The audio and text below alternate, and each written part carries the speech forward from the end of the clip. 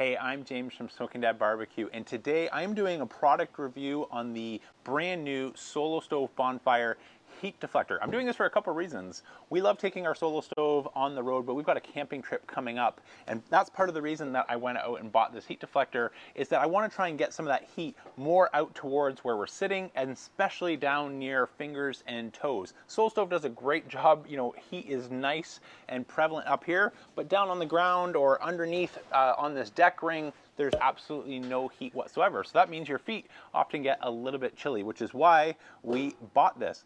But with all things camping, it's about making decisions on how much space we dedicate to different things that we're going to take with us. And I want to know, is this worth packing or leaving at home? So I've come up with a little test to see if the Solo Stove Bonfire heat deflector does what it says. Let's get into it.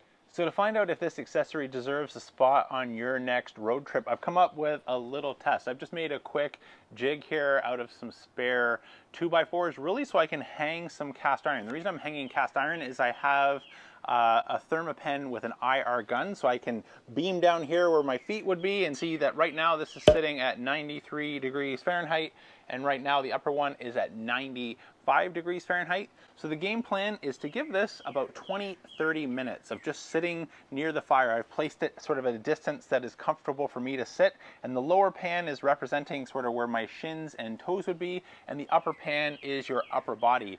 And so after about 20 minutes of letting this heat soak our cast iron, I'll take temperatures throughout and find out what our peak temperature is. Then the game plan is to install our heat deflector accessory, and if it does what it says it does and push that heat out more evenly, that should be sending a bunch of hot air towards both our cast iron pans, and more importantly, hoping to see an increase on the lower one, which was already reading just a little bit below the upper pan. So let's build our fire, break down a couple of splits, and grab a grill blazer grill gun, which by the way, I absolutely love using for lighting my Solo Stove. It's got a nice long arm. Either the sous vide gun or the grill gun will work. I take my sous vide gun just because it takes up less space, but here at home, use my grill blazer grill gun because I can get this fire roaring in about a minute's time. I'll rejoin you after this has been burning down for about 20 minutes. We'll take our first temperature, then we'll install the Solo Stove heat deflector and get into our test. Okay, so it's been about 20 minutes. I've added some wood that's shot our fire up, and it's now starting to burn back down into a coal bed. So let's do another temperature check. Our lower pan here going about 6 inches away. So that has not changed. So we are still 92 degrees Fahrenheit. Don't know if you'll be able to see that or it's upside down. So 92 degrees Fahrenheit on our lower pan, and our upper pan has warmed up to 106 degrees Fahrenheit. So that's stayed pretty stable to where it was. Now I did have this in place when I started the video, so not too much change. So I haven't been able to get any higher. It hasn't really dropped any lower, but we're getting, you know, about a 15-degree delta or so between our lower pan and our upper pan. Okay, so using some high heat gloves, I've dropped on the Solo Stove cooking hub. Now the deflector accessory comes with 3 little tabs, which is what I actually used when we were camping, and it's great when you're managing everything cool, but I found it really tricky because they tend to hinge in to get it to place on the ring. So when the fire is already going and everything is hot, I want some high heat gloves that allow me to reach in, as well as the cooking hub doesn't have any moving parts, so it's a little bit easier. So I added the same 3 pieces, same type of wood that I was using before, and dropped in our ring, installed the deflector accessory. I can already tell my shins feel like on a warm summer day here, they're gonna catch on fire as kindling soon. So I can't wait to see if we actually register a difference here on our cast iron. But just like before, we'll give this 20 minutes. Early test. Here we go, let's take a look. We're about 14 degrees apart. I've just installed this and sat down, so I don't know if I'll have time to make a difference. But our bottom pan here, that's made a difference. That's 130 degrees Fahrenheit on our bottom pan. That's interesting. 110 degrees Fahrenheit on our top pan. Oh, sorry, 118. Let me try a few more spots, make sure I'm getting an accurate reading.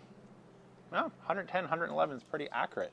So this has kept it almost the same, but it's dropped about 3 degrees, and I can actually feel on my face not getting hit with as much heat, but my shins, this is almost too close to be sitting. It's really hot, and I'm already starting to see that in our cast iron pan, which is now 146 degrees Fahrenheit. So already right there, I can tell this is making a big difference. I'm gonna back up, give it 20 minutes, and take another reading. I'll rejoin you for some conclusions. Okay, it's been about 20 minutes, just like before. Our fire has started to die down from a raging inferno, so I'm curious to do another measurement here on our cast iron and see if what we were feeling when we took this camping the first time is actually true in terms of distributing more heat to where people are actually sitting versus an inferno of heat going straight up. So let's start with our bottom pan, about 6 inches out, and I am seeing, oh my goodness, 215 degrees Fahrenheit. So that has gotten really heat soaked, almost to the point I could start to season this with some oil if I want. It's getting warm. Let's try our upper pan, 116, 119, 121 degrees Fahrenheit right in the middle. So after this had some time to stabilize, our top pan has recovered to, I believe, almost exactly where it was before without the accessory. So there's no loss of heat for upper body, but a noticeable increase of heat where your lower body is. And I'm feeling this. I have open toe sandals. I don't know if they're in the shot or not, but I'm feeling heat all the way from my feet to my forehead. So this has done a nice job improving the directional output of heat. So does this get a passing grade? Is this going to make the camping trip this go around? Absolutely. I think this is doing what we hoped it would and what we thought it was doing the first time that we played with it. Now I will make a couple of tweaks. I noticed that this for some reason gets very ashy or sooty after it's cooled down, and it's black on the other side. Now I didn't have a towel, a bag, or a carrying case or anything like that our first camping trip, and so this made storing in the vehicle or in our camper very difficult. So I will plan to have some storage that just won't get dirty or keep the dirt contained. But in terms of those cold mornings or cool evenings, does this make a huge difference? Absolutely. This is throwing a ton of nice directional warmth my way, and I can't distinguish any difference in the gradient from upper body to lower body. So I'm really looking forward to going camping. This makes the grade. I'm going to bring it with us, and I can't wait to be doing some cooking. We're going to be doing some camping out east, and I'm thinking maybe we'll boil some lobster in a Dutch oven on that cooking ring or something like that. So stay tuned, subscribe for future videos to see how we put our solo stove as well as our Joe Jr. as some portable grills to work on the road. Until next time, though, I'm James from Smoking Dad Barbecue signing off, and remember, don't be afraid to fire it up.